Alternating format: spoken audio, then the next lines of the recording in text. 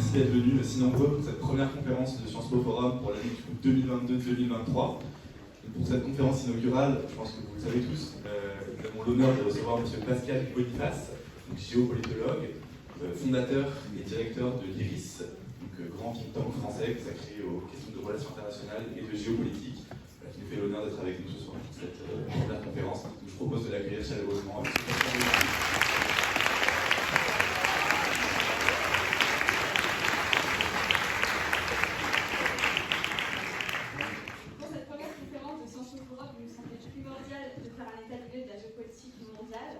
En effet, au vu du contexte historique de géopolitique dans lequel nous vivons actuellement, entre l'invasion de l'Ukraine par la Russie, la montée des tensions entre grandes puissances et que la Chine devant par les États-Unis, ou le déclin de la démocratie et des droits humains, notamment au Moyen-Orient, il nous paraissait important de nous pencher sur les enjeux et conséquences de ces bouleversements mondiaux.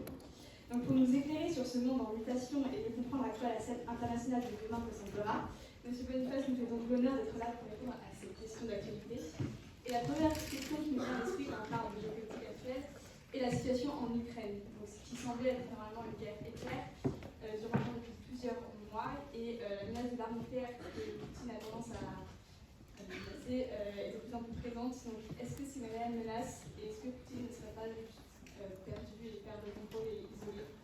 Alors bonjour à tous, merci de votre accueil, c'est très sympa et merci de votre nombre, de votre présence. Il faut éviter de confondre ses désirs et la réalité. Et beaucoup de gens, y compris sur les plateaux, le font. Il y a beaucoup de gens qui n'aiment pas Poutine pour des raisons légitimes, mais de penser qu'il va quitter le pouvoir tout de suite ou prochainement, c'est pas l'hypothèse la plus probable. Je ne peux pas complètement écarter, mais c'est pas l'hypothèse la plus probable. Ce qui est certain, c'est qu'il a commis une très grave erreur de jugement en attaquant l'Ukraine.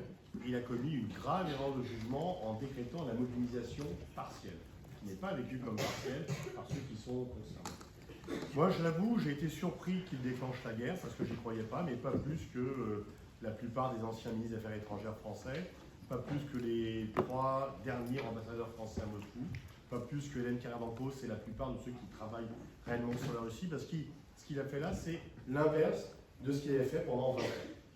Moi, pendant 6 ou 7 ans, j'allais au forum de Valdaï qu'il venait conclure, il acceptait les questions, on pouvait débattre librement, il y avait une centaine d'experts étrangers qui étaient invités, et à chaque fois il disait, bah, regardez où était le pays quand j'ai pris le pouvoir, regardez où il est maintenant. Et c'est vrai que chaque année, il avait donné à la Russie une stature internationale plus importante que les années de Yeltsin, où à la fois le chef d'État et le pays titulaient.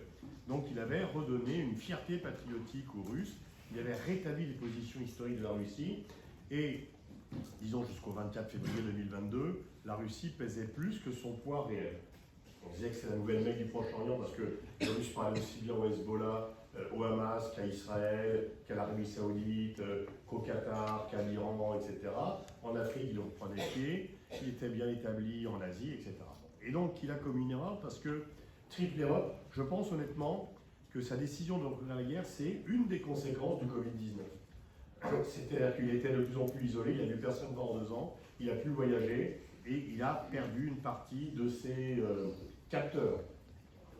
Il avait des raisons d'en vouloir à l'Ukraine, mais autrefois, il calculait mieux le rapport de force. Là, il a fait une triple erreur.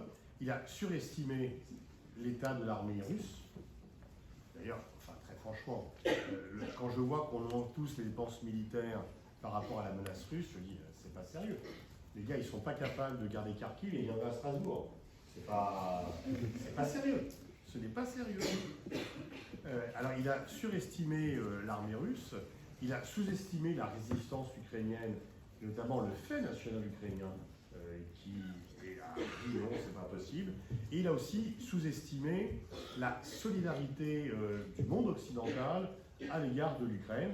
Alors certains disent que c'est un piège qu'on lui a tendu, etc. Mais peu importe, personne n'est obligé de tomber dans les pièges qu'on vous tend. Si moi je vous creuse un trou devant, je vais essayer de l'éviter. Et donc voilà. Et donc la Russie aujourd'hui est moins puissante qu'elle n'était avant le 24 février. Elle sera encore moins puissante plus tard. Et il a fait une autre erreur, c'est en recourant à la mobilisation. Alors son calcul, c'est l'urgence. Il y a eu une défaite militaire dans le Donbass. Et il a eu peur d'en subir une deuxième.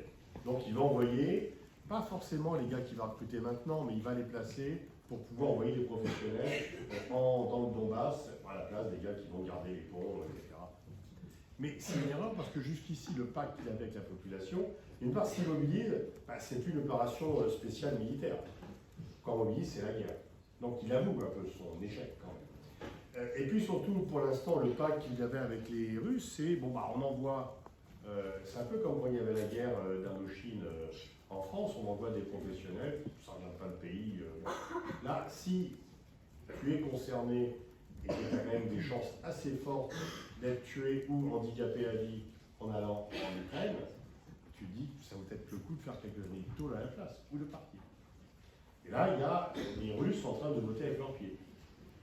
Ils fuient le pays, parce que c'est mieux d'être réfugié quelque part que de se faire trouver la peau. Alors il y a des gens qui sont toujours avec lui, mais ceux qui fuient, c'est quoi? C'est vos équivalents. Même si pour l'instant la mobilisation ne touche pas les étudiants. Mais c'est les gens formés qui ont une alternative.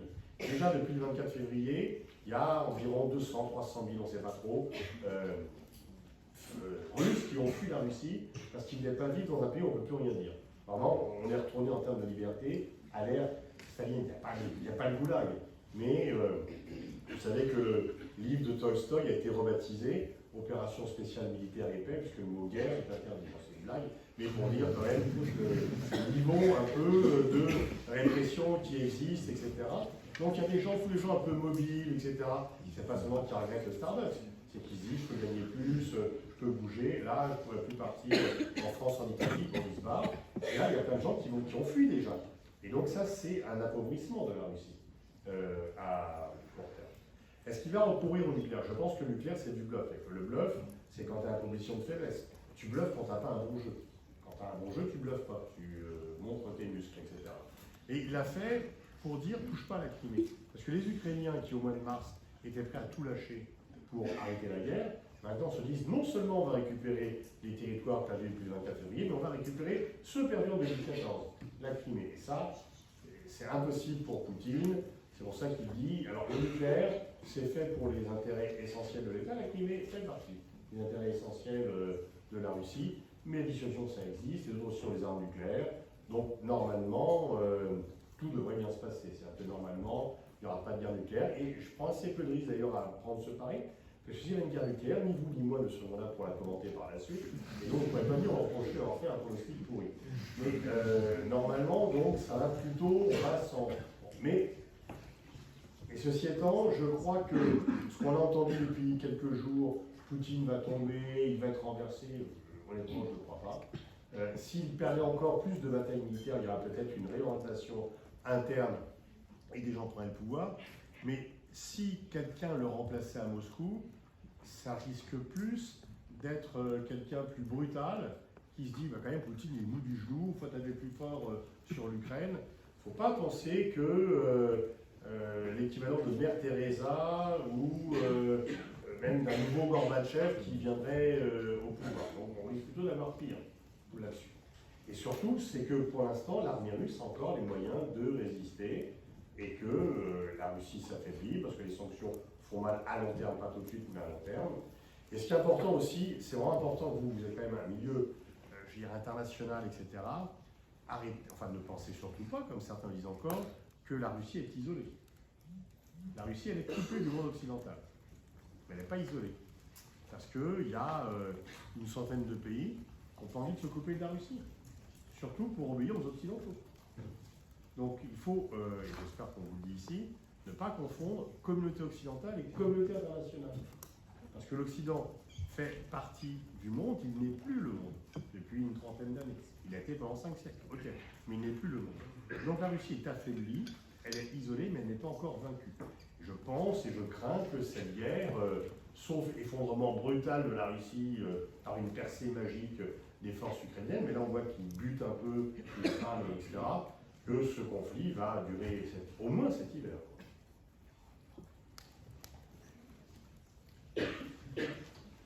Merci pour cette analyse de la situation en Ukraine. Une autre peut-être...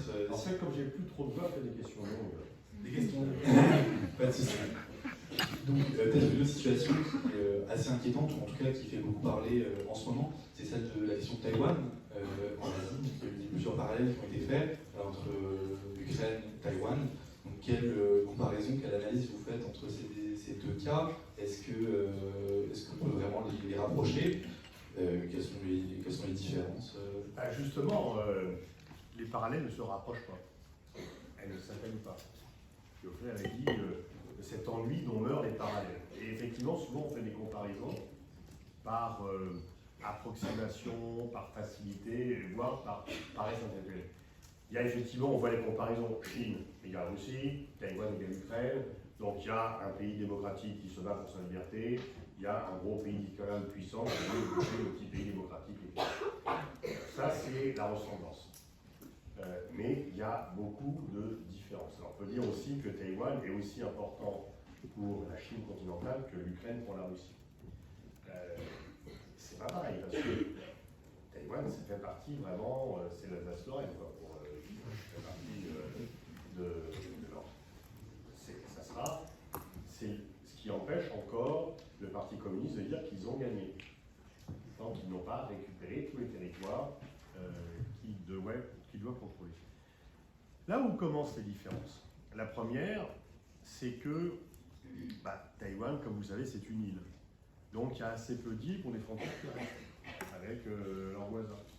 Et donc, entre faire traverser la frontière par des chars ou envoyer des chars sur l'île, il faut prendre la mer. Sur la mer, on est fragile, etc. Même si l'armée chinoise s'est renforcée, il y a une vingtaine d'années, on aurait dit que la tentative de reconquête de Taïwan par la Chine populaire aurait été la plus grande épreuve de natation jamais organisée dans l'histoire de l'humanité.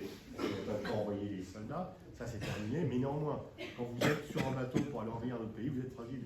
On peut vous taper avec des missiles, etc. Ça fait la différence. Deuxième différence, il n'y a pas le sentiment d'urgence que les Russes avaient.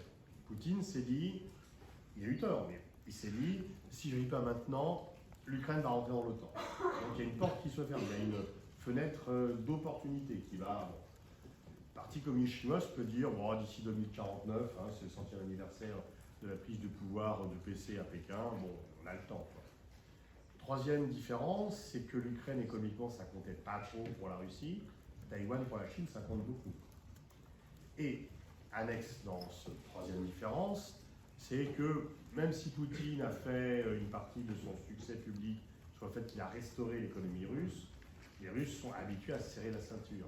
Les Chinois ne sont plus habitués à se serrer la ceinture. Les Chinois, pourquoi le régime communiste est populaire? C'est que les jeunes gens qui sont dans vos équivalents là-bas se disent qu'ils ont la chance d'être étudiants, de pouvoir bientôt peut-être voyager à l'étranger, dans un pays où leurs grands-parents mouraient de faim. Donc, il n'a jamais été aussi agréable d'être chinois que maintenant. Je ne dis pas que c'est mieux que les Français, je ne dis pas qu'ils sont libres, mais pour un Chinois, la vie n'a jamais été aussi agréable, faite d'opportunités que maintenant. D'ailleurs, Kishore Mahbubani, qui est le grand géopolitologue singapourien, celui qui a fait Ask China Award, je ne sais plus comment ça traduit en français, enfin bref. Et il dit, en fait, on ne devrait pas dire parti communiste chinois, on devrait dire parti de la civilisation chinoise. Parce que les membres du Parti communiste chinois, ils n'y vont pas pour étudier Karl Marx ou le petit livre de Mao. Ils y vont parce que le régime leur plaît, parce que ça marche. Si tout d'un coup il y avait une crise économique, la légitimité du Parti communiste chinois tomberait. C'est pour ça qu'ils sont un peu inquiets du Covid et inquiets aussi du tour de cochon que leur a joué Poutine en déclenchant une guerre qui a pour effet direct ou indirect d'augmenter le prix des matières alimentaires et des produits énergétiques qui sont les deux principaux postes d'importation de la Chine et qui pèsent sur l'économie chinoise.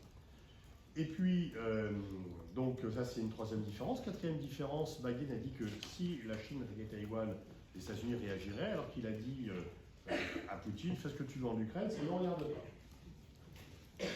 Ou Poutine a pensé que c'était un feu vert, il sait qu'il n'y a pas de feu vert sur Taïwan. Donc je pense que tout ceci fait qu'il n'y aura pas de conflit.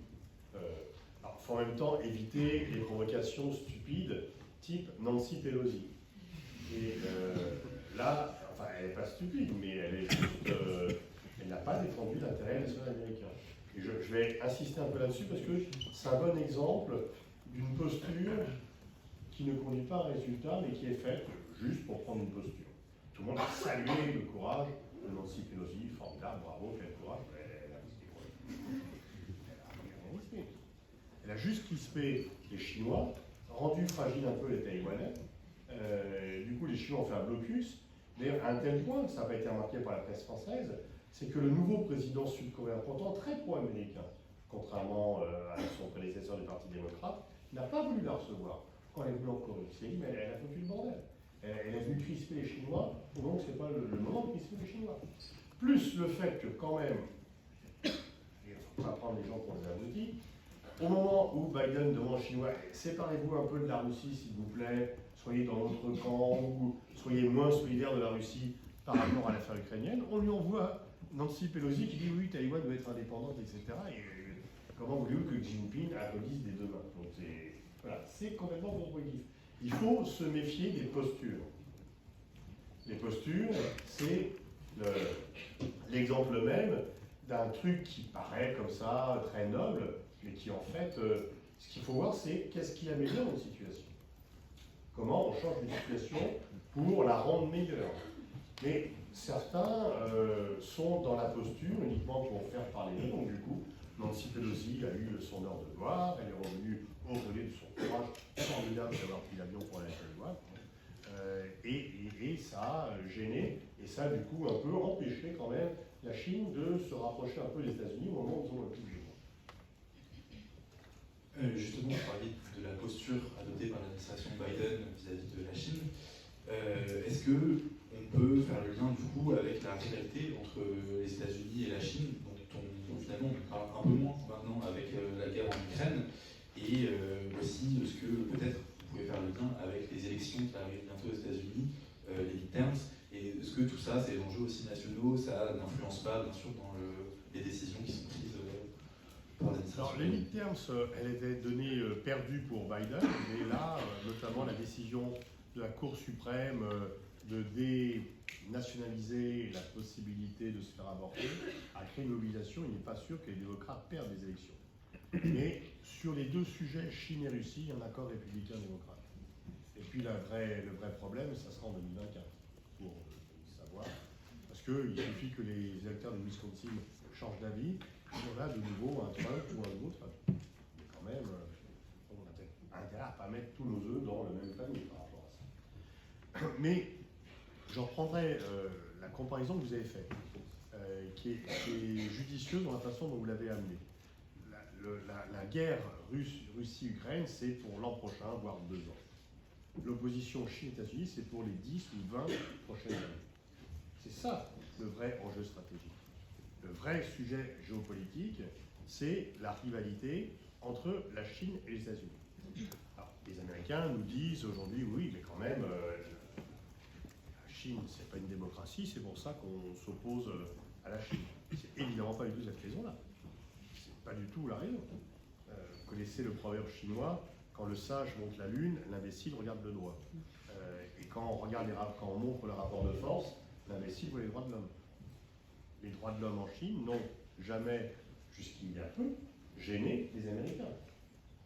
Quand Nixon et Kissinger passent une alliance de fait avec Mao Tse-tung pour contrer la menace soviétique, Mao Tse-tung n'est pas un social-démocrate. Il y a un goulag, les gens se dénoncent dans la famille, c'est horrible, les gens meurent de faim, et les enfants dénoncent leurs parents.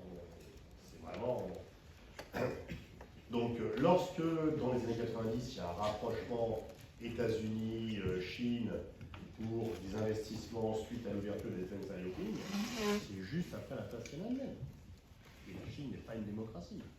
Lorsque la Chine rentre à l'OMC en 2001, la Chine n'est pas une démocratie, etc. etc. Qu'est-ce qui a changé? Ce n'est pas la situation des droits de l'homme en Chine. Ce qui a changé, c'est la rivalité stratégique entre Pékin et Washington. Parce que lorsque la Chine rentre à l'OMC en 2001, elle fait 10% du PIB américain, et aujourd'hui, elle en fait 70%. C'est jamais dans l'histoire, on a vu une puissance qui en rattrapait une autre si vite, à une telle échelle. Il faut juste savoir qu'au plus fort de la guerre froide, ou au plus fort de sa position pendant la guerre froide, l'URSS n'a jamais fait plus de 40% du PIB américain. Et à la fin des années 80, les Américains disaient avoir une menace stratégique soviétique et une menace technologique japonaise. La Chine fait les deux. Parce que TikTok, les athéistes menacent aussi bien les GAFAM que l'armée chinoise commence à menacer l'armée américaine.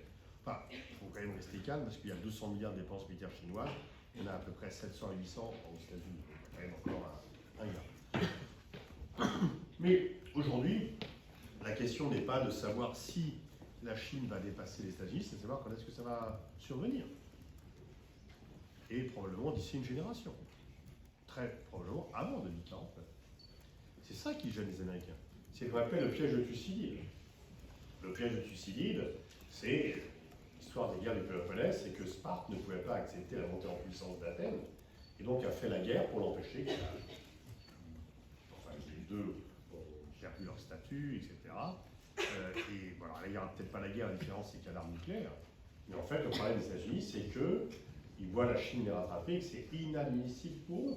Parce qu'ils pensent qu'ils ont une destinée manifeste, qu'ils ont des valeurs universelles, des patins et couffins, et qu'ils sont depuis 1945 la première puissance mondiale, ce qui veut dire que tout Américain, on va dire qu'on s'intéresse à l'actualité à partir de 15 ans, bon, vous savez 12, puisque vous êtes très doués, mais enfin 15 ans généralement, ça veut dire que tous les Américains de moins de 92 ans ont toujours vécu dans le pays le plus puissant du monde. Ils ne sont pas prêts d'abandonner ça pour un pays communiste, non-arien, enfin non-caucasien, c'est l'horreur absolue. Et il n'y a aucun homme politique américain qui est capable d'en faire comprendre. Nixon et Kissinger sont très critiqués parce que, bon voilà, ils sont un peu immoraux et tout, mais quand ils ont vu la montée en puissance de l'URSS, ils se sont dit on va faire la détente parce que ça ne sert à rien de vouloir contrer. Et les Américains pourront prendre les sanctions.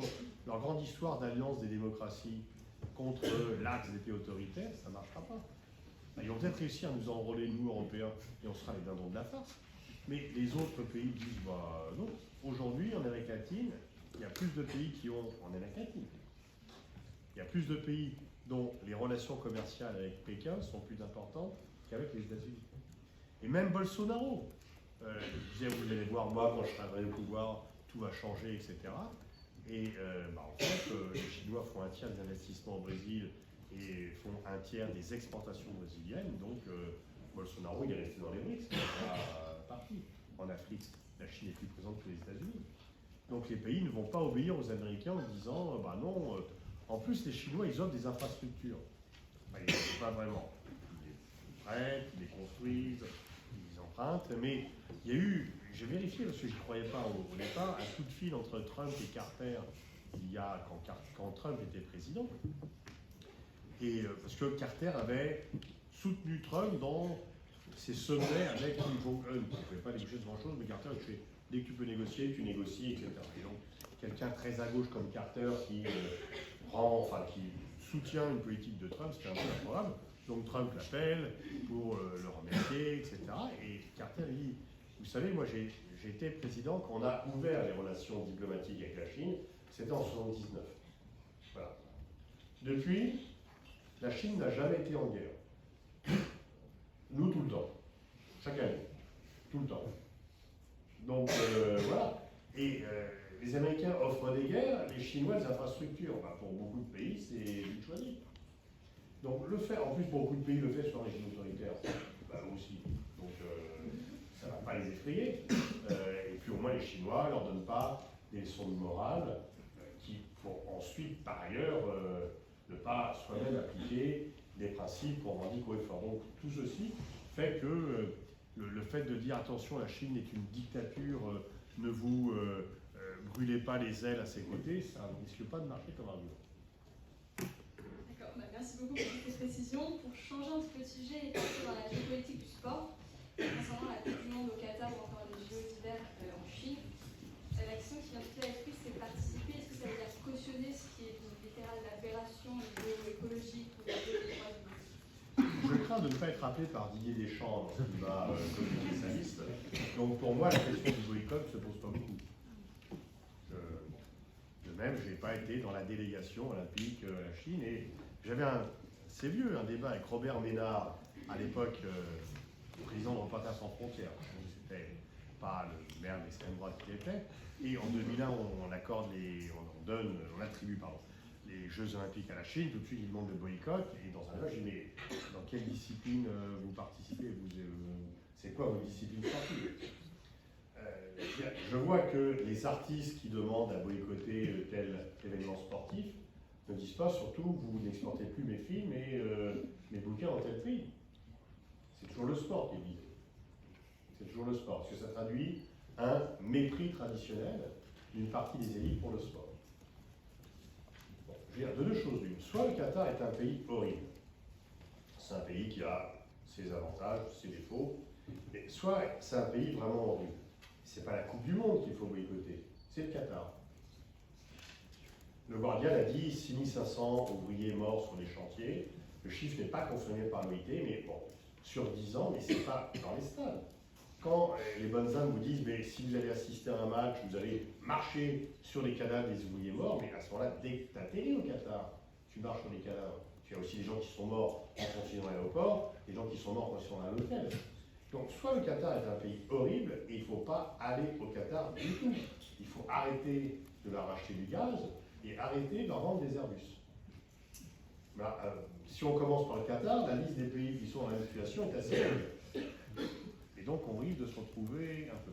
Donc moi, je m'indigne, non pas que la Coupe du Monde ait lieu au Qatar, mais que des gens veulent la boycotter tout en admettant que le reste des relations soit normal.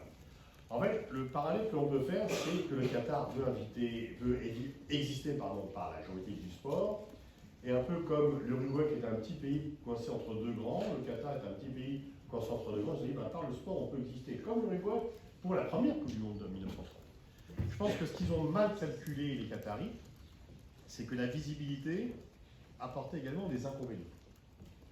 Et que le soft power du sport, c'est on existe de façon pacifique, on en parle de façon sympa, et puis on s'est dit, ah mais oui, mais il y a le climat, mais oui, il y a des immigrés. Et ils ont trop tardé à réagir par rapport à ça. Moi, je suis plutôt pour la position d'Amnesty International, qui est de dire qu'il faut se servir de la Coupe du Monde comme d'un levier pour exiger du Qatar qu'il améliore. Amnesty ne demande pas le boycott. Il demande que le Qatar améliore la situation des gens. Après, il y a des gens qui vont dire, du coup, je ne vais pas regarder. Bon, ok, gros, si la France arrive au final, tu vas regarder comme tout le monde. Et donc, franchement, c'est très franchement. Il y a des gens qui vont boycotter parce qu'ils ont aussi boycotté la Coupe du Monde en Russie, la Coupe du Monde en Brésil, parce qu'ils n'aiment pas le foot. Je veux dire, chacun est libre ou pas. Donc, oui, le sort le Qatar a bâti sa fortune sur l'exploitation des immigrés, comme tous les pays du Golfe. Mais aussi comme Hong Kong, comme Singapour. On trouve que les habitants de Hong Kong, c'est des gens courageux qui résistent à la dictature chinoise, mais les Philippines et les Indonésiennes qui bossent pour les citoyens de Hong Kong, elles dorment dans la cuisine. Et elles aussi, elles ne peuvent pas partir chez elles, etc. Donc on vise un peu, c'est un peu le côté, la grande visibilité du Qatar lui a donné en même temps cette faiblesse. Donc ils ont amélioré la situation. Du coup, le paradoxe, c'est qu'aujourd'hui, la situation des immigrés est meilleure que dans les autres pays du Golfe, mais comme ils ont la Coupe du Monde, ils reçoivent cette shitstorm sur la Coupe du Monde, etc., sur le fait que c'est pas bien, et tout ça. Sur le climat, je ne sais pas pourquoi ils vont climatiser les stades, parce qu'en novembre, c'est supportable. Mais c'est Martin Fourcade qui a eu la bonne... Est-ce qu'il y en a qui ont fait du patin à glace ici? Pourtant, vous ne vivez pas en Laponie, quoi. Hein, bon. Est-ce qu'il y en a qui vont à la piscine? La piscine, elle est chauffée. Bon, ouais. Donc, en fait, derrière tout ça, derrière des problèmes réels, se cache aussi le mépris pour le sport et le fait que les compétitions ne devraient être organisées que dans des pays à climat tempéré. Non, le sport, c'est universel, ça doit aller partout, ça s'est mondialisé, et l'Occident a perdu le monopole du pouvoir sur le sport. Il n'y a plus des Jeux Olympiques uniquement en Europe, aux États-Unis, et il n'y a plus de Coupe du Monde uniquement en Amérique du Sud et en Europe. Voilà, alors le Qatar est un pays très spécifique, tout petit pays, très peu d'habitants, 300 000, richissime, donc il y a plus de raisons de s'étonner de cela. Mais le choix qui a été fait, c'est que le foot, la Coupe du Monde, n'avait jamais été dans un pays musulman, et c'était leur pays. Le Maroc a été candidat auparavant, ils ont perdu. Cette fois-ci, ils ont pas été loyaux. On peut dire qu'au Maroc, il y a une plus grande tradition de foot, c'est vrai, que le Qatar, mais c'était un peu aller partout. Alors, ce qui s'est mal passé, c'est qu'entre-temps, ils se sont engueulés avec les Saoudiens et les Émiratis, qui ont fait un blocus. Platini disait, vous allez donner quelques matchs quand même aux voisins, ça répartirait, etc. Ils ne l'ont pas fait, the winner takes all. Alors maintenant, ils ont arrêté le blocus et du coup, il y a des gens qui vont aller à Abu Dhabi, à Dubaï, pour aller voir les matchs de la Coupe du Monde. Bon, tout ceci n'est pas effectivement purement green, mais ils sont engagés à compenser cela, on verra bien. Je pense qu'il faut plutôt fixer des objectifs de suivi par rapport aux obligations de climat, de protection du climat, et par rapport à la situation des droits de l'homme. On dit que c'est un pays homophobe. Oui, l'homosexualité est pénalisée. Mais dans d'autres pays, on n'aurait pas été en Suisse, sinon, pas connu, enfin, dans beaucoup de pays africains, mais en réalité, elle n'est pas poursuivie de façon active comme cela. Mais c'est vrai que des fois, ils font des gaffes. C'est-à-dire qu'il y a des gens qui protestent sur la vie depuis 7 mois. Le Qatar, un peu ausculte, parce que quels sont ces sociétés qui ne payent pas leurs ouvriers, et ils viennent les mecs pour protester. Donc ça, c'est pas très futé, effectivement, en termes de relations publiques. Donc pour encore une fois changer de sujet, là on parle beaucoup de l'Iran et des manifestations qui sont de plus en plus nombreuses. Et donc quel avenir en fait à ce pays entre répression, manifestation, est-ce qu'on va vers un état de droit ou, Il y a un état de droit en Iran. C'est le droit islamique. Il y a un état de droit. C'est un peu sévère, mais le droit. Les gens préféraient que le droit s'applique moins. D'ailleurs, cette jeune femme qui est morte, elle est morte pour ne pas avoir tout à fait appliqué le droit et la façon, la conception qu'en avaient les partisans de la protection du vice et du combat contre la vertu. C'est l'inverse en fait, mais ça revient souvent au même. Donc, ce qui se passe, honnêtement, je ne ferai pas de pari aujourd'hui, parce qu'on peut se dire, finalement, en Tunisie, Mohamed Bouzizi, il se fait arrêter, il s'immole et toc, Ben Ali qu'on croyait au pouvoir pour toujours, et qui était resté toujours, au bout d'un mois, il doit prendre l'avion aller simple pour aller à Riyad. Est-ce que ce qui se passe là est une première déstabilisation qui va entraîner la chute du régime des Mollahs? Il y a quand même un appareil de sécurité qui est très fort. Ils ont survécu à plusieurs crises, y compris aux manifestations de 2009 contre le trucage des élections. Ils commencent à tuer pour tir à balles réelles sur les manifestants. Et donc, dans cela, regardez le Irak. C'est un mouvement très très fort et qui est rentré dans le rang, alors qu'il était beaucoup plus fort que la protestation en Iran aujourd'hui. Donc on ne sait jamais comment une révolte elle peut déboucher sur un renversement de régime, et le régime, tel un culbuto, peut se rétablir sur ses bases, surtout que là, l'augmentation du prix du pétrole leur donne quelques marges de manœuvre bienvenues pour arroser un peu, etc.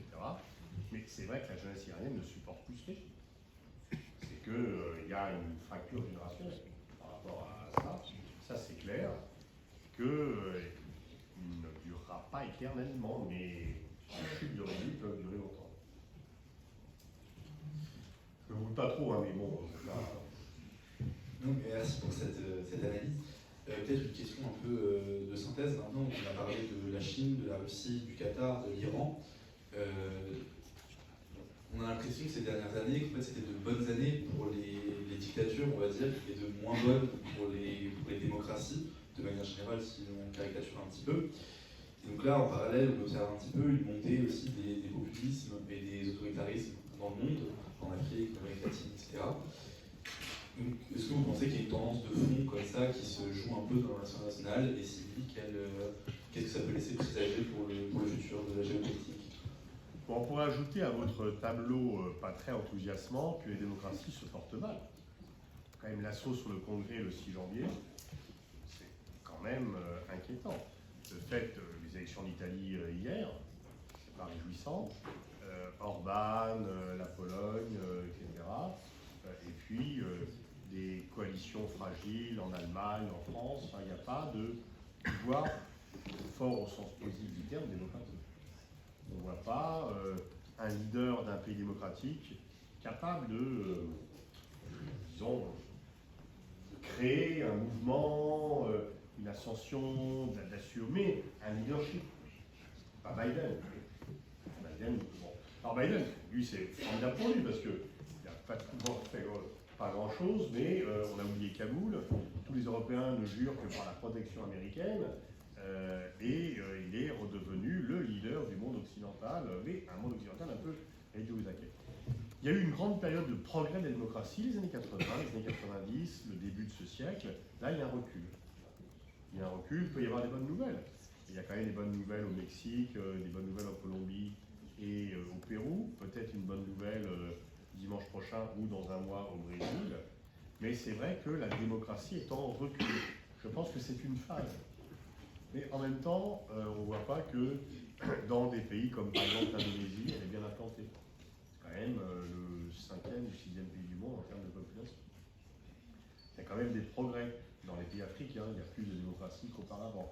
Il y a un recul en Guinée, c'est pas terrible en Côte d'Ivoire, mais il y a quand même de vraies démocraties qui s'installent, etc. Et surtout, on voit partout dans le monde, sauf en Corée du Nord et en Érythrée, des sociétés civiles. Des mouvements, des gens qui, regardez en Iran, les réseaux sociaux permettent une mobilisation gratuite, permettent d'échanger, permettent, l'Irak, c'est quand même des réseaux sociaux. Donc aujourd'hui, vous pouvez être un leader d'opinion même si vous n'êtes pas milliardaire. Parce que aussi, un des problèmes de la démocratie aux États-Unis, c'est le poids de l'argent. C'est le poids de l'argent dans le fait que le vote est faussé par le poids de l'argent.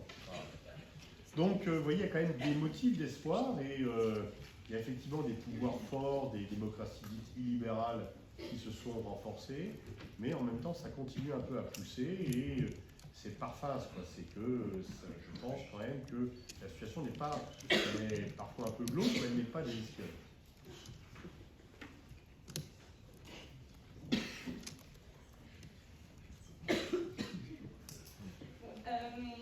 La question piège, là, non, justement, je commence à m'inquiéter. Non, ça va. C'est concernant la mort de la reine. Ah, c'était la question piège. Est-ce que ça va avoir des conséquences pour tes pays? Ouais.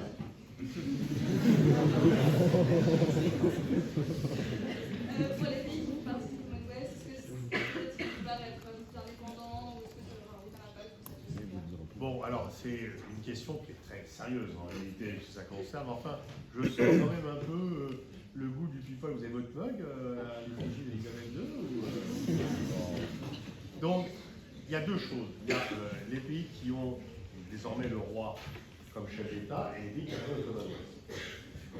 Je pense que pour les pays qui ont le souverain britannique comme chef d'État, ça va changer. Parce qu'il y a beaucoup de pays qui se disaient, bon, je regarde bien une république, ce serait mieux d'avoir des locaux comme chef d'État. Enfin, normalement, là, Elisabeth, elle a quand même plus fait qu'elle n'en fera. Donc, on ne va pas lui faire l'affront de lui dire, Majesté, prière de prendre le pic et vos claques. Bon. Donc, on a un peu respecté en sachant que une solution à ce problème politique, une solution biologique en reste, ce qui a été le cas. Par contre, je pense que les pays vont rester dans le Commonwealth. C'est un club, il n'y a pas, on y voit des gens, on peut toujours avoir des avantages, etc. C'est pas extrêmement pesant. Des fois, le Zimbabwe, ça fait remonter les bretelles. Enfin, bon, donc, je pense que ça aura peut-être un impact sur le nombre de pays qui n'auront plus le souverain britannique comme chef d'État, et que le Commonwealth, à moins d'un pays qui tout d'un coup se met complètement dans des clous de la démocratie ou de la guerre, et qui sera celui qui prendra lui-même, qui prendra les devants, mais le Commonwealth ne devrait pas être affecté par le changement de souverain. Très bien, merci. Une dernière question, peut-être avant de passer aux questions du public. Ce sourire en coin ne laisse augurer rien du bon. Non, tout va bien, c'est des questions un peu pessimistes, mais ça devrait aller.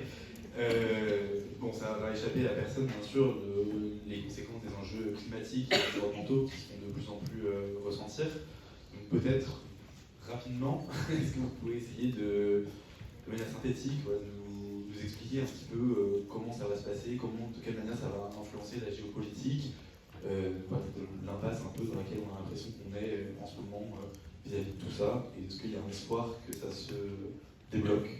Il y a des bonnes et des mauvaises nouvelles. Enfin, c'est devenu un sujet géopolitique.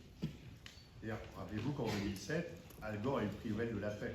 Il n'a pas eu le prix Nobel de physique ou d'économie ou quoi que ce soit. Il a eu le prix Nobel de la paix. Et le GIEC d'ailleurs en même temps que lui. Donc c'est devenu un sujet stratégique, géopolitique, parce que c'est juste l'avenir de l'humanité. C'est pas la Terre qui est en jeu. La Terre suivra l'humanité. Mais c'est l'avenir de l'humanité. Il y a des pays qui n'en tiennent pas beaucoup compte. Alors, on a été débarrassé de Trump, on a été débarrassé de Scott Morrison, espérons qu'on soit débarrassé de Bolsonaro très prochainement. La guerre en Ukraine amène des bonnes et des mauvaises nouvelles. Bonne nouvelle, le prix de l'énergie augmentant, les gens font plus gaffe, c'est aussi simple que ça. Et veulent, parce que le temps de sobriété qu'on nous sort, on aurait pu le sentir pour des raisons climatiques. Là, on sort pour des raisons d'économie, des oh là là, je peux plus mes notes, etc. Et on cherche les énergies renouvelables, l'économie d'énergie, patin et tout fin. Et mauvaise nouvelle, du coup il y a du charbon qui est pas cher et qui est tout de suite là, on va aussi s'en servir. Je pense que le virage chinois est important, parce que jusqu'en 2015, la Chine était climato-sceptique, et les Chinois disaient, en fait, ils veulent nous empêcher de nous développer. Et nous, on va continuer, on a besoin de se développer. Et en fait, c'est une pression de l'opinion chinoise, qui a dit, non, mais arrêtez, parce que nous, on ne peut plus respirer. Puis nos enfants, c'est important, parce qu'on en a qu'un. Donc quand on a 8 enfants, on peut en faire un, c'est pas grave. Nous, on en a qu'un, le tien, c'est qu'il soit en bonne santé. Donc il ne peut pas respirer dans une ville comme Pékin, où on ne voit plus jamais le ciel, etc. Donc la Chine a pris des mesures volontaires. Et puis elle mise sur les énergies renouvelables, ils vont créer des millions d'emplois là-dedans, etc. En Europe, on est semi-vertueux. Le vrai problème de cela, c'est est-ce que le temps politique est conforme au temps climatique? C'est-à-dire que très souvent, les gens se disent, enfin les responsables se disent, oui, mais bon, en fait, les conséquences, c'est pour dans 20 ou 30 ans.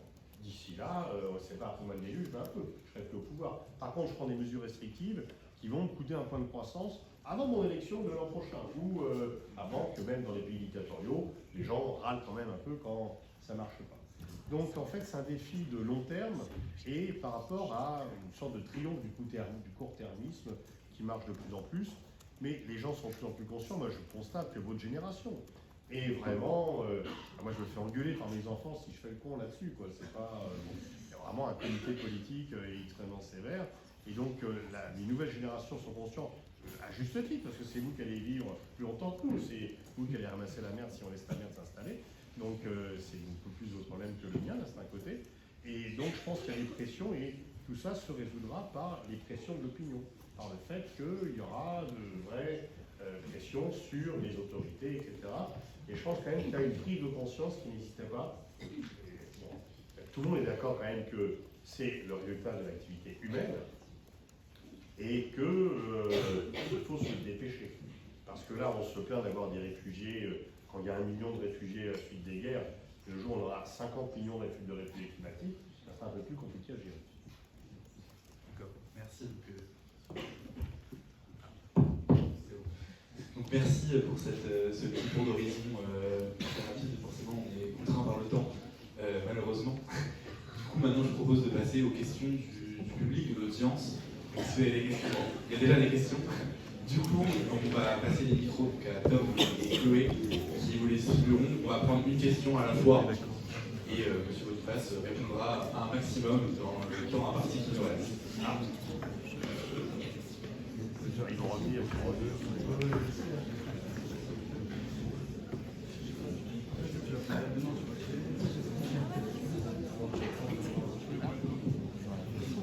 Bonjour monsieur, Lucas Grigor, actuellement étudiant en 4e année. Moi je voulais savoir en Afrique, est-ce que la France peut encore retrouver une place importante? Est-ce qu'elle doit retrouver une place importante face notamment aux montées en pouvoir de la Russie et de la Chine qui développent un sentiment anti-français dans plusieurs pays? Oui, on perd des positions en Afrique, c'est clair. On n'a plus, la France n'est plus le gendarme de l'Afrique. Est-ce que c'est déplorable? C'est contraire à nos intérêts. On a intérêt à être plus présent. Est-ce que tous nos malheurs viennent des Chinois et des Russes? Non. En partie, ils viennent. Mais pas seulement que ça. Et si la propagande russe marche, c'est qu'il y a un terrain pour qu'elle marche.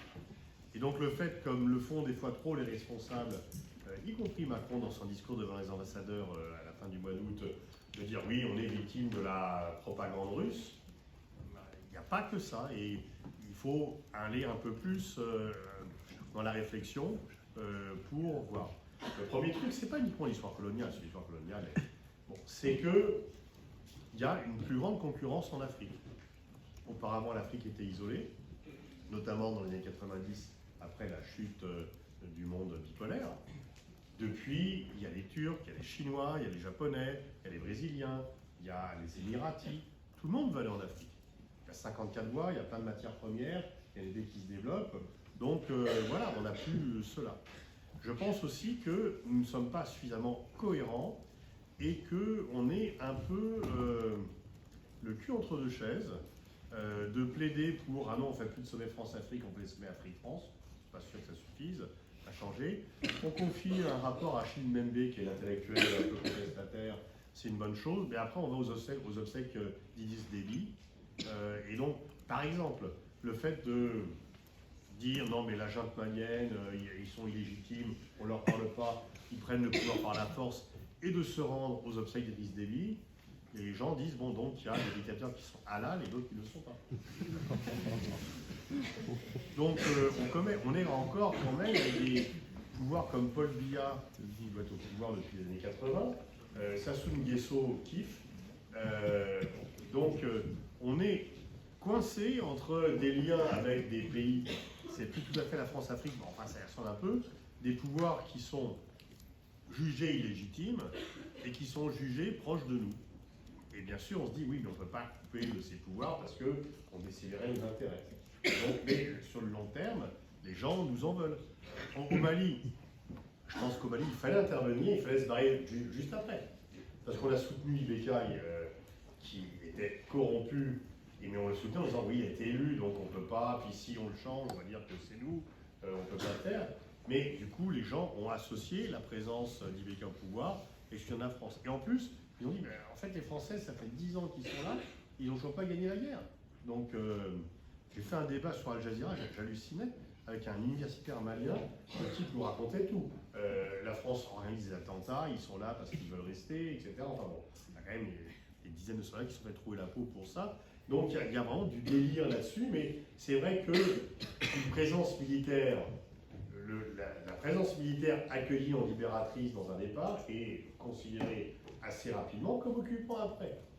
Et quand j'ai vu les images des soldats français patrouiller dans les villages maliens, je dis oulala, c'est mal barré parce que les gars, ils ont peur d'attentats. Donc ils circulent lourdement armés dans les villages. Et quelqu'un, il le pointe. Bah, c'est pas agréable d'être pointé avec un fusil et de voir des gens qui rentrent chez nous comme ça. Le maréchal Lyotet, il allait en short dans la brousse africaine. Il vivait avec les gens. Du temps des colonies, les gens, ils avaient bien des défauts, mais ils vivaient avec leurs voisins. Ils se mélangeaient à la population. Là, les soldats français au Mali ne se mélangeaient plus. Parce qu'ils avaient peur d'un attentat, etc.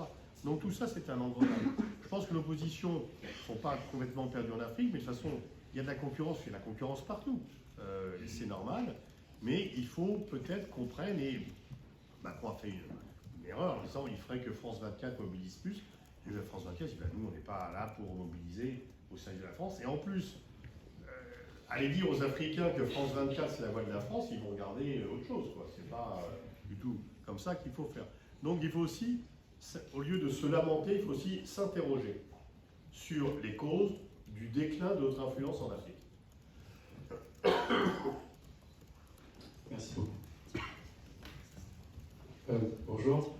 Alors, vous avez dit que l'Union européenne devait se placer en troisième. On a souvent entendu que l'Union européenne devait se placer en troisième bloc par rapport aux États-Unis et à la Chine notamment.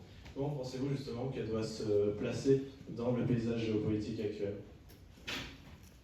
Les Européens sont liés aux États-Unis, on est alliés avec eux, et la guerre en Ukraine, en novembre 2019, Macron avait dit que l'OTAN était en état de mort cérébrale. Aujourd'hui, c'est l'autonomie stratégique européenne qui est en état de mort cérébrale.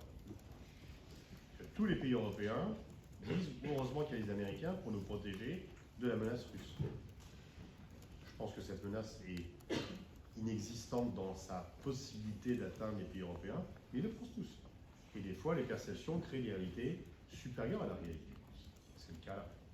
Donc ils sont tous à dire, oulala, et si tu viens parler de l'autonomie stratégique européenne, tu apparais comme quelqu'un de mal poli, qui va froisser les Américains et qui porte atteinte à cette solidarité. Donc, no way.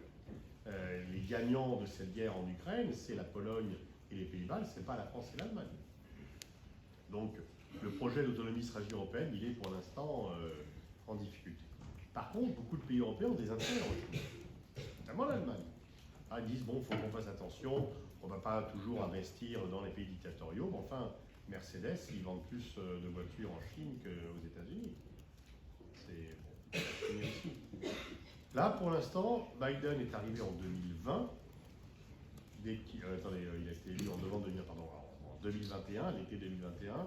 Il est arrivé en disant on va faire cette coalition des démocraties contre l'axe des pays autoritaires. La guerre en Ukraine le sert, parce que ça vient abonder ce discours. Dire, ah oui, c'est vrai, en plus, la Russie est liée à la Chine, etc. Alors, petite parenthèse qu'on n'a pas eu le temps d'en parler, la Chine ne soutient pas la Russie. Elle ne veut pas livrer les armes, mais elle ne veut pas que la Russie tombe. Ils ne sont pas alliés, ils sont partenaires. Et la Chine est plutôt agacée. Elle préférait qu'elle n'ait pas de guerre. Alors, quand ils appellent au cessez-le-feu, contrairement à ce que pensent les gens, ce n'est pas lâcher la Russie. La Russie serait ravie d'avoir un cessez-le-feu. Ils gardent les territoires qu'ils ont conquis et ils évitent de prendre des coups de pied dans le cul pour repartir de l'autre côté de la frontière. Donc le cessez-le-feu n'est pas une trahison de la Chine par rapport à la Russie. C'est... Enfin bref. Qu'est-ce que je racontais? Ah oui, donc par rapport à ça, les pays européens, notamment la France et l'Allemagne, disent on n'a pas à suivre les Américains là-dedans, on a nos intérêts, et ça joue un peu à l'influence, quoi. Mais en tout cas, si on suit les Américains, les autres pays du monde ne suivraient pas les Américains là-dessus. Ça, c'est clair. Il faudra voir si on aura le courage d'aller jusqu'au bout de la démarche. Ça ne veut pas dire être naïf par rapport à la Chine.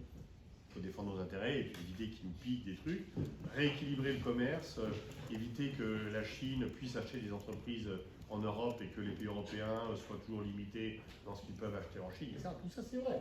Mais ça ne veut pas dire calquer l'agenda américain, parce que l'agenda américain, c'est la lutte pour la suprématie mondiale, c'est le problème des États-Unis, ce n'est pas le problème de l'Europe. Nous, ce n'est pas notre agenda. Notre agenda, c'est l'autonomie éventuelle, la prospérité, etc. Mais c'est pas aïe aïe aïe, je ne serai plus la première puissance mondiale, on l'est plus depuis longtemps. Et on y est habitué.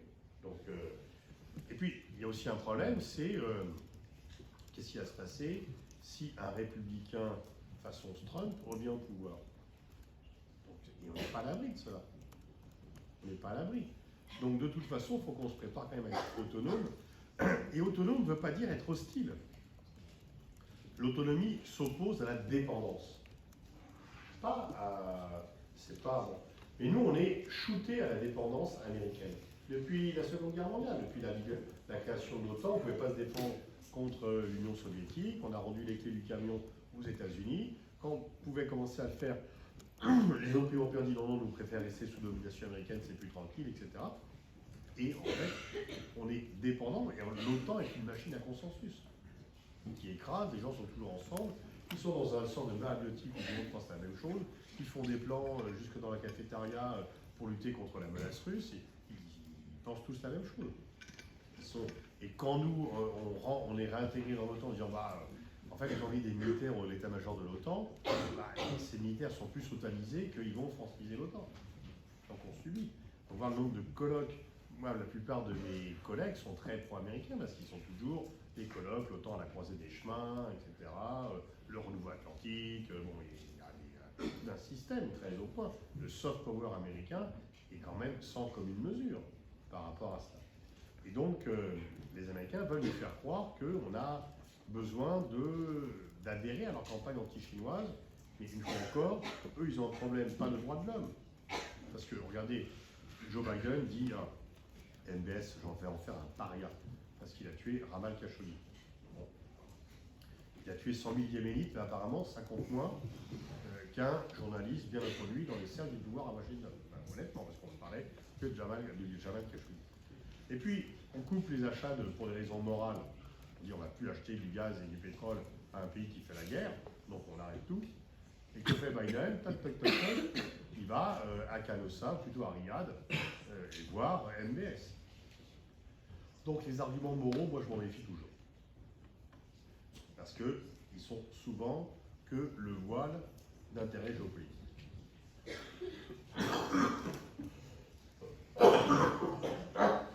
Désolé.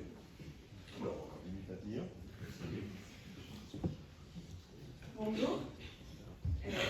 Vous avez évoqué les dernières élections italiennes pendant le temps de question avec SPF. Du coup, moi, je voulais avoir votre avis sur justement ces dernières élections, cette percée de l'extrême droite, et quel effet ça pouvait avoir sur l'Union européenne. Est-ce qu'on peut craindre de l'Italie un nouvel État comme la Hongrie ou la Pologne?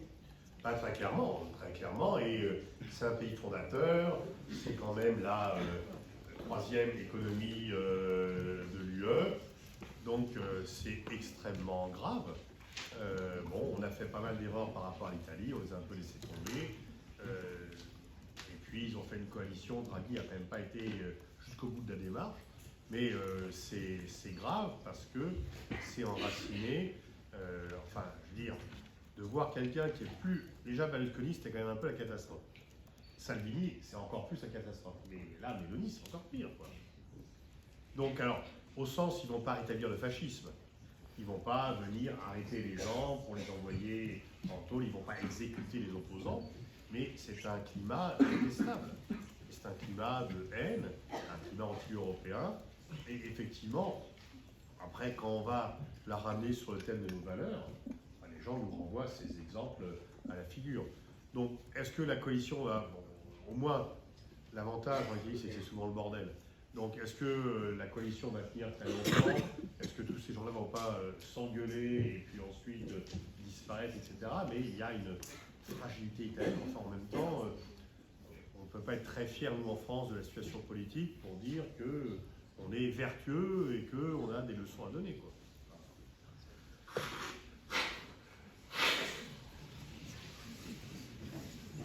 Il y a quelqu'un qui assiste au premier rang pour avoir la parole, là.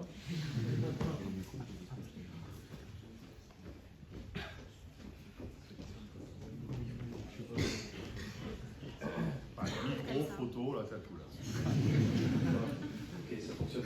Je ne sais pas si vous connaissez Vladimir Posner, qui est un journaliste franco-russe états-unien.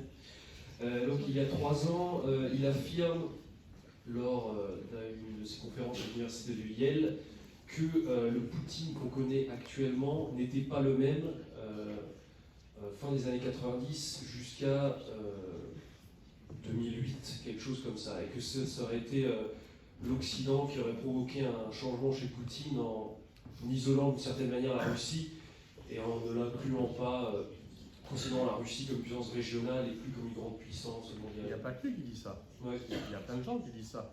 John Mearsheimer dit ça, Kissinger l'a dit, Kennan a dit que l'élargissement de l'OTAN était la pire erreur stratégique américaine. Mitterrand, dès 91, Mitterrand dit qu'il ne faut pas élargir l'OTAN, que ça va crisper la Russie. Donc il y a plein de gens qui ont dit que l'élargissement de l'OTAN, le fait de ne pas tenir compte. Moi j'ai bien connu Gorbatchev. Gorbatchev, il faisait un forum chaque année, j'y passais avec beaucoup de plaisir. Gorbatchev disait qu'il avait été trahi par les Américains.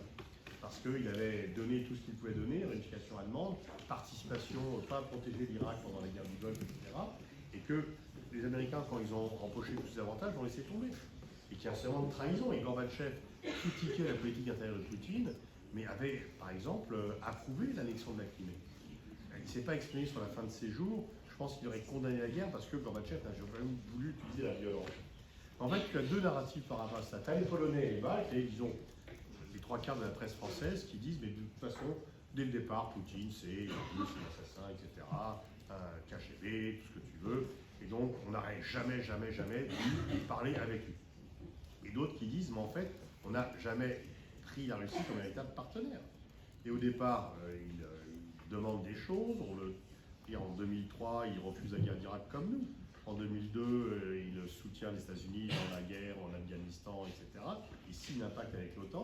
Mais les Américains ont préféré être les vainqueurs de la guerre froide que les bâtisseurs d'un nouvel ordre mondial. Et Brzezinski avait dit que sans l'Ukraine, la Russie cessait d'être un empire. Et donc, ils n'ont eu de cesse d'amener l'Ukraine pour braquer la Russie. Et surtout de refuser toutes les propositions de la Russie sur une conférence sur la sécurité en Europe, etc. Alors, le problème, c'est que, comme tu le sais, il quand il y a une guerre, la première victime c'est la vérité, la deuxième c'est la nuance.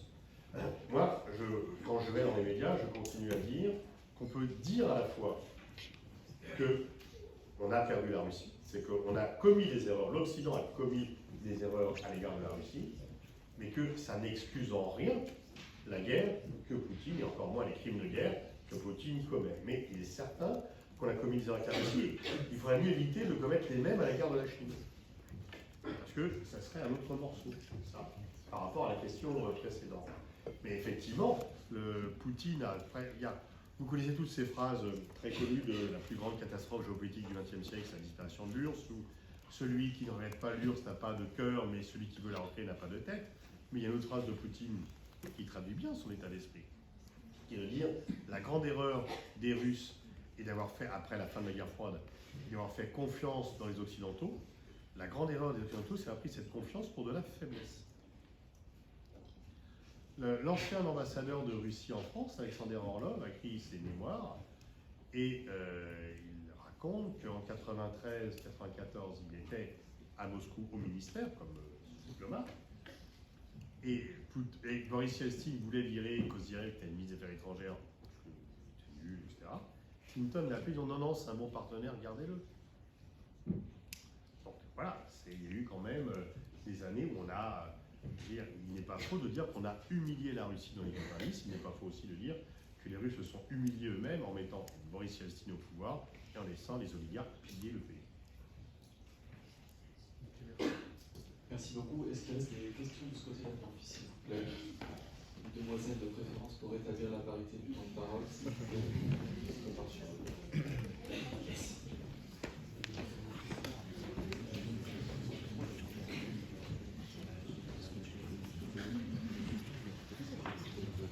Bonjour, j'ai une question sur l'étranger proche russe et sur la capacité de la Russie à le conserver dans son giron. On a des pays d'Asie centrale qui multiplient les échanges avec la Chine, de fort nationalisme aussi dans ces pays qui veulent s'émanciper de la Russie. Et il y a aussi la question de l'Arménie qui voit la puissance de la Russie à imposer une paix aux attaques azéries. Et qui souhaiterait peut-être se tourner vers les États-Unis. Il y a eu d'ailleurs la visite de Nancy Pelosi il y a peu. Donc, est-ce que la Russie pourrait à terme, à court ou à moyen terme, se faire supplanter dans la région par les États-Unis et la Chine? Alors la Chine, probablement, pour l'instant, sera plus compliquée, elle résistera plus. Ça va dépendre un peu de l'évolution de la guerre en Ukraine. Et est-ce que la Russie s'affaiblit trop en Ukraine pour pouvoir... Là, je pense que la reprise des combats entre Arméniens et Azéris s'explique par une absence de contrôle russe. C'était eux qui étaient qui avaient mis en place le cessez-le-feu, qui étaient les médiateurs. Et donc, comme ils sont concentrés sur l'Ukraine, ils ont moins le temps, l'énergie, les forces, les capacités à s'occuper de l'Asie centrale, selon moi.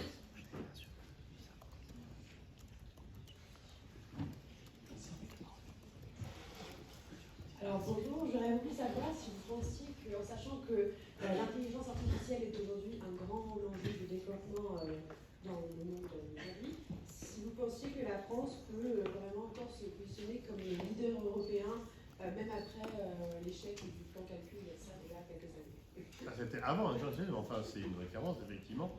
Bon, il y a eu une prise de conscience surtout au niveau de la Commission européenne et de Thierry Breton,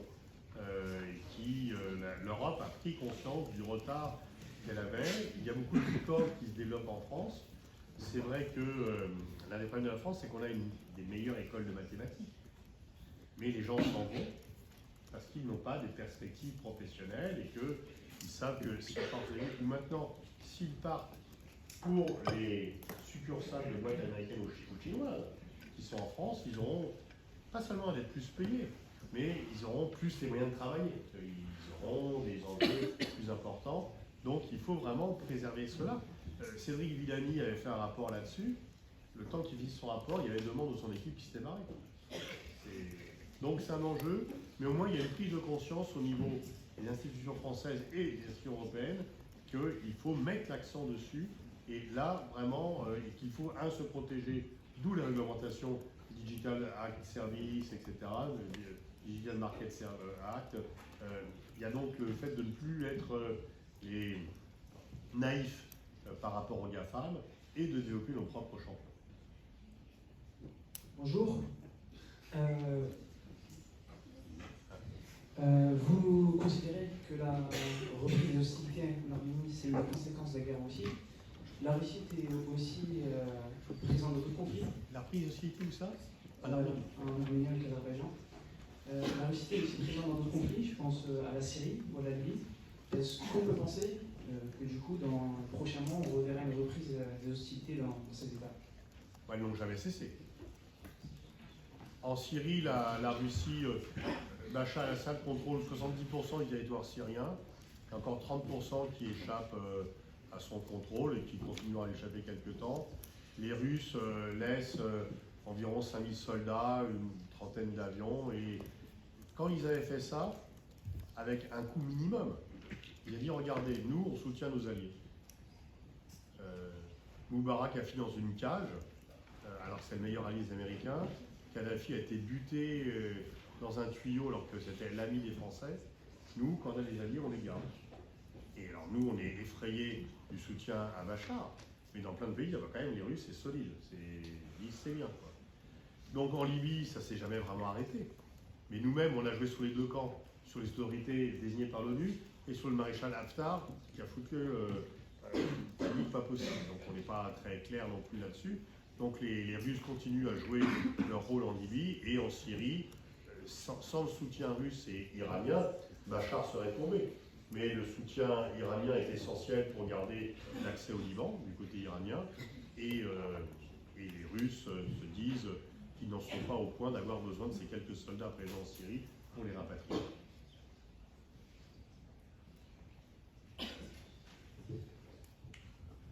Une dernière question peut-être?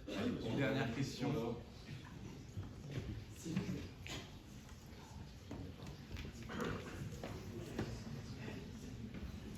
Bonjour, alors moi je vais revenir au pessimisme et aux enjeux du climat, donc si vous voulez sortir pour ne pas vous suicider, c'est le moment. Rapidement, quelle pourrait être une position pour la France dans la diplomatie climatique, sachant que beaucoup de pays qui sont appelés à émettre beaucoup de gaz à effet de serre, parce qu'il va y avoir un rattrapage de PIB sur les pays développés aujourd'hui sont en Afrique et en Asie. Comment est-ce qu'on fait en sorte qu'ils ne reproduisent pas nos erreurs, c'est-à-dire émettre un maximum de gaz à effet de serre dans l'atmosphère, histoire qu'on essaie plus ou moins de passer les 3 degrés en 1800 mais pas plus, même si ça poserait déjà des problèmes. Voilà, quelle position pour la France, quelle position pour l'Union européenne dans ces enjeux-là? Ça, c'est pas. La France ne peut rien faire tout seul. La France, quand même, a le crédit d'être l'hôte des accords de Paris. C'est vrai que parmi les choses que fait Macron, le One Summit Planet est quelque chose qui fonctionne. Donc la France est créditée d'être un pays pionnier en diplomatie climatique. Et ça ne suffit pas à trouver les résultats. Il faut que les autres pays l'acceptent. Donc il faut sans cesse remettre ça sur le devant, rappeler l'urgence, rappeler les chiffres qui ont été cités. Et effectivement, disons que la France marque des points quand elle défend les intérêts qui ne sont pas les siens propres et qui sont plus larges. Et le climat en est un bon, par exemple. Et elle doit continuer et aussi ne pas avoir des fois, parce que on rappelle tous de la phrase de Chirac, notre maison brûle et nous regardons à côté. Mais Chirac n'a pas été un président très pro-climat en France. Il a été dans le monde. Bon, mais le problème, c'est qu'il ne dirigeait pas le monde, il dirigeait la France. Donc c'est aussi faire en sorte que chez nous, on fasse le nécessaire. Merci, monsieur Boniface. Désolé pour ma voix, là, mais c'était un peu... Merci à vous, en tout cas, pour d'être venu ce soir. Vous avez fait l'honneur de votre présence.